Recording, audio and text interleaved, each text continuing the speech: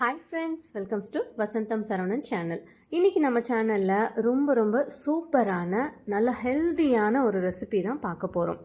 ஒரு அரிசி ரத்த சோகையை போக்கும் அப்படின்னு சொன்னால் நம்புவீங்களா? ஆமாங்க, கண்டிப்பாக.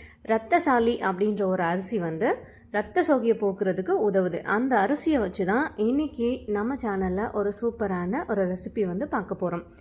ரத்த சோகை இருக்கவங்க அடிக்கடி இந்த ரத்தசாலி அரிசியை உணவோடு சேர்த்துக்கும் போது இது ரத்த சிவப்பணுக்களை அதிகரித்து ரத்த சோகையை சரி பண்ணுறதுக்காக உதவுது. அது மட்டும் இல்லாமல் மூட்டு வலி, ஸ்பைனல் கார்ட் பெயின் இருக்கவங்களாம் தொடர்ச்சியாக இந்த ரத்தசாலி அரிசியை உணவோடு சேர்த்துக்கும் போது நாளடைவில் அவங்களோட மூட்டு வலி, ஸ்பைனல் கார்ட் பெயின் இது எல்லாத்தையுமே இது சரி செய்யுது. நீரிழிவு நோயாளிகளுக்கும் இது ரொம்ப உதவுது. அவங்களுமே உணவோட இந்த ரத்தசாலி அரிசியை தாராளமாக சேர்த்துக்கலாம். இந்த மாதிரி இதோட பெனிஃபிட்ஸ் ஏகப்பட்ட பெனிஃபிட்ஸ் இருக்குது. இதை சொல்லிக்கிட்டே போகலாம். இந்த ரத்தசாலி அரிசி பார்க்குறதுக்கு சிவப்பரிசி மாதிரியே இருக்கும். இதோட தோல் இருக்கு இல்லையா, அந்த தோலுமே ரத்த கலரில் இருக்கிறதால தான் இதுக்கு ரத்தசாலி என்ற பேரே வச்சுருக்காங்க. ஆனால் இது சிவப்பரிசி அளவுக்கு கொஞ்சம் குண்டு குண்டாக பெருசாலாம் இருக்காது. பார்க்குறதுக்கு நமக்கு ஜீரக சம்பா ரைஸ்லாம் குட்டி குட்டியாக இருக்கும் இல்லைங்களா, அந்த மாதிரி கொஞ்சம் மெல்லிசா சின்னதாக இருக்கும். அதுதான் ரத்தசாலி அரிசி. இதோட விலையுமே பார்த்தீங்கன்னா ஒரு 100லேருந்து 120 ரூபாய் வருது கடையில். ஆனால் இதோட பெனிஃபிட்ஸ் ஏராளமாக இருக்குது.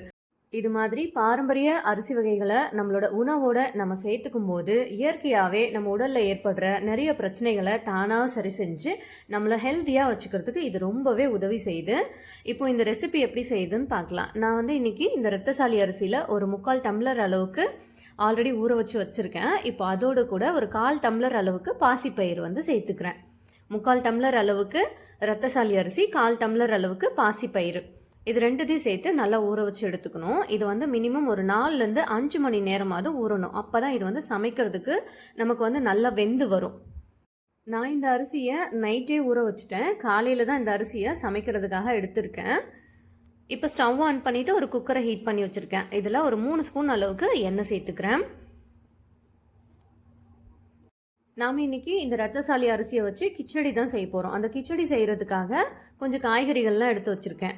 2 வெங்காயம் கட் பண்ணி வச்சுருக்கிறேன், 2 தக்காளி, கொஞ்சமாக கேரட்டு, கொஞ்சமாக பீன்ஸு, அது கூடவே கொண்டக்கடலை, வெள்ளை கொண்டக்கடலை எடுத்து வச்சுருக்கேன்.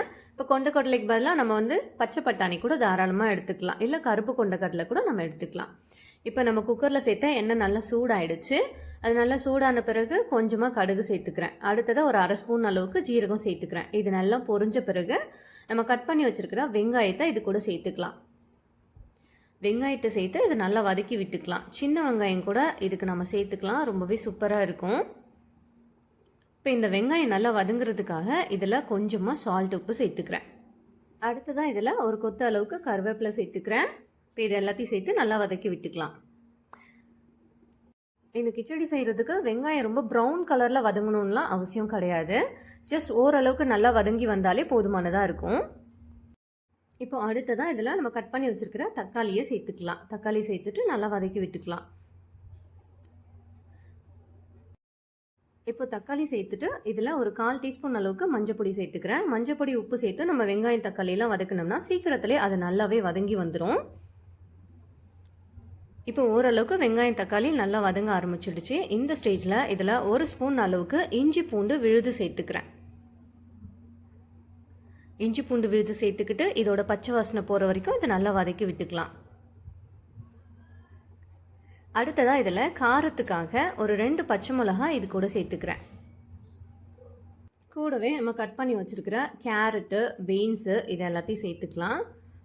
வெறுமனே இந்த பீன்ஸ், கேரட் தான் போடணும்னு இல்லை, நம்மக்கிட்ட காலிஃப்ளவர் இருந்தால் கூட நம்ம தாராளமாக இது கூட சேர்த்துக்கலாம். காலிஃப்ளவர், உருளைக்கிழங்கு இது எல்லாமே நம்ம இந்த கிச்சடி கூட சேர்த்து செஞ்சோம்னா இன்னுமே இது கூடுதல் சுவையாக இருக்கும். இப்போ அடுத்ததாக ஒரு மீடியம் சைஸ் உருளைக்கிழங்கு கட் பண்ணி குட்டி குட்டியாக கட் பண்ணி தண்ணியில் போட்டு வச்சுருந்தேன். இப்போ அதை நான் வீடியோவில் காமிக்க மறந்துட்டேன். இப்போ இந்த உருளைக்கிழங்கை இந்த காய்கறிகளோட சேர்த்து நம்ம வதக்கிக்கலாம். ரொம்ப நேரம் காய்கறிகள் வதங்கணும்னு அவசியம் கிடையாது. சும்மா ஒரு 2 நிமிஷம் நம்ம வதக்கி விட்டாலே போதுமானதாக இருக்கும். இப்போ இந்த கட் பண்ண உருளைக்கிழங்கை இது கூட சேர்த்துக்கிறான். கரெக்ட். இப்போ அடுத்ததாக நம்ம ஊற வச்சு வச்சுருக்கோம் இல்லையா கொண்டக்கடலை, அதிலேருந்து 1 கப் அளவுக்கு கொண்டக்கடலையை நம்ம இது கூட சேர்த்துக்கலாம். இந்த உருளைக்கிழங்கு, பீன்ஸு, கேரட்டு இதோட கூட இந்த கொண்டக்கடலை சேர்த்து இந்த கிச்சடி செஞ்சு சாப்பிடும்போது இது ரொம்ப சூப்பரான ஒரு ரெசிபியாக இருக்கும். சாப்பிட மாட்டேன்னு அடம்பிடிக்கிற குழந்தைங்க கூட விரும்பி சாப்பிடுவாங்க. அந்த அளவுக்கு எம்மியாக டேஸ்டியாக இருக்கும் இந்த ரெசிபி. இப்போ கொண்டக்கடலையை இது கூட சேர்த்துக்கலாம். இப்போ ஊற வச்சுருக்க கொண்டக்கடலையை சேர்த்துட்டு இந்த வெஜிடபிள்ஸோடு நல்லா மிக்ஸ் பண்ணி விட்டுக்கலாம். அடுத்ததாக இப்போ இந்த கிச்சடி செய்கிறதுக்கு தேவையான அளவுக்கு தண்ணி சேர்த்துக்கலாம். 1 டம்ளர் அளவு ரத்தசாலி அரிசிக்கு 3 டம்ளர் அளவுக்கு தண்ணி சேர்த்துக்கிறேன். இந்த அரிசியை நம்ம நைட்டே ஊற வச்சுட்டோம். இருந்தாலும் கூட இது வேகிறதுக்கு ரொம்ப நேரம் டைம் எடுத்துக்கும். பார்க்குறதுக்கு தான் இந்த அரிசி வந்து ரொம்ப குட்டி குட்டியாக சின்னதாக இருக்க மாதிரியே இருக்கும். ஆனால் இது வேகிறதுக்கு என்னவோ ரொம்ப நேரம் டைம் எடுத்துக்கும். இந்த மாதிரி குக்கரில் நம்ம இந்த கிச்சடி செய்யும்போது இது கொஞ்சம் சீக்கிரத்துலேயே வெந்து கிடச்சிரும் நமக்கு. அப்படி இல்லாமல் நம்ம ஒரு பாத்திரத்தில் ஓப்பன் பாட்டில் வச்சு இந்த கிச்சடியை செஞ்சோம்னா ரொம்பவே டைம் ஆகுற மாதிரி இருக்கும். இந்த அரிசி வேகிறதுக்கு அப்படியே அழுத்தமாக இருக்க மாதிரி இருக்கும். நம்ம கையால் எடுத்து பார்த்தோம்னா வேணும்னா நம்ம இந்த அரிசியை கொஞ்சம் 1-2 நொய் மாதிரி நல்லா உடச்சி அதுக்கப்புறம் கூட கிச்சடி செய்கிறதுக்கு பயன்படுத்திக்கலாம். இப்போ இந்த கிச்சடிக்கு தேவையான அளவுக்கு உப்பு சேர்த்துக்கலாம். உப்பு சேர்த்துட்டு கலந்து விட்டுக்கலாம். பாருங்கள் வெஜிடபிள்ஸ்லாம் எவ்வளோ கலர்ஃபுல்லாக நல்லா சூப்பராக இருக்குது பார்க்குறதுக்கு. மேக்ஸிமம் இந்த கிச்சடி செய்யும்போது இந்த காய்கறிகள் எல்லாம் வெந்து அந்த கிச்சடியோட நல்லா கரைஞ்சி போயிருக்கும். நமக்கு தனித்தனியாக இந்த மாதிரி கிடைக்காது. ஏன்னா இந்த அரிசி வேகிறதுக்கு ரொம்ப நேரம் டைம் எடுக்குது இல்லையா, அதனால. இப்போ தண்ணி கொதிக்க ஆரம்பிச்சிடுச்சு. நம்ம ஊற வச்சுருக்கிற அரிசியை நம்ம இது கூட சேர்த்துடலாம்.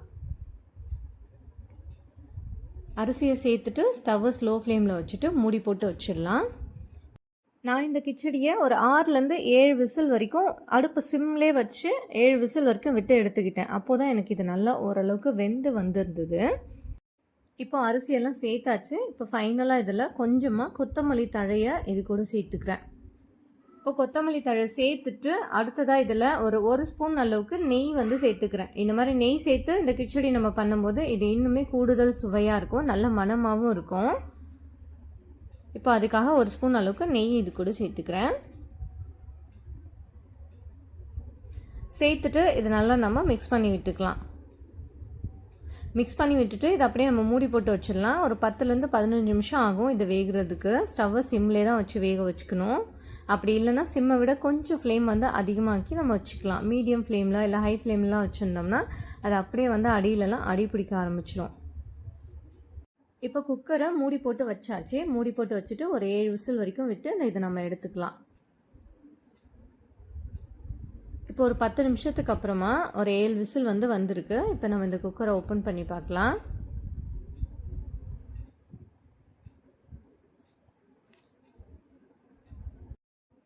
பாருங்கள் கிச்சடி எவ்வளோ சூப்பராக வெந்து வந்திருக்கு, நல்லா குழைவாக வந்திருக்கு.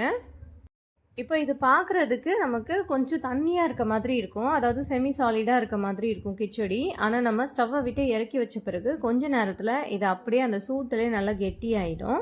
அதனால் நம்ம இந்த பதத்துக்கே நம்ம இந்த ஸ்டவ்வை ஆஃப் பண்ணிடலாம். அப்போ தான் நமக்கு சாப்பிடும்போது நல்லா கொஞ்சம் குழைவான ஒரு கிச்சடி வந்து கிடைக்கும். பாருங்கள் வெஜிடபிள்ஸ் எல்லாமே இந்த கிச்சடியெலாம் நல்லா கரைஞ்சி போச்சு. நம்ம சேர்த்துக்கிட்ட இந்த கொண்டக்கடலை, உருளைக்கிழங்கு இதெல்லாம் மட்டும்தான் இப்போ தெரியுது. அந்தளவுக்கு இது நல்லா வெந்து வந்திருக்கு நமக்கு. இந்த கிச்சடி சாப்பிட்றதுக்குமே ரொம்ப அமேசிங்கான ஒரு டேஸ்ட்டில் சூப்பராக இருந்துச்சு. இது வரைக்கும் யூஸ்வலாக நம்ம ஒரு கிச்சடி செஞ்சுருப்போம். ஆனால் இந்த மாதிரி ரத்தசாலி அரிசியில் கிச்சடி செஞ்சு சாப்பிடும்போது அதுவும் இது கூட கொண்டக்கடலை, உருளைக்கிழங்கு மற்ற வெஜிடபிள்ஸ் எல்லாமே சேர்த்து இந்த மாதிரி குழைவாக சாப்பிடும்போது இது ஒரு வேறு லெவல் டேஸ்ட்டுன்னு தான் சொல்லணும். அவ்வளோ சூப்பராக இருந்துச்சு, எம்மியாக இருந்துச்சு.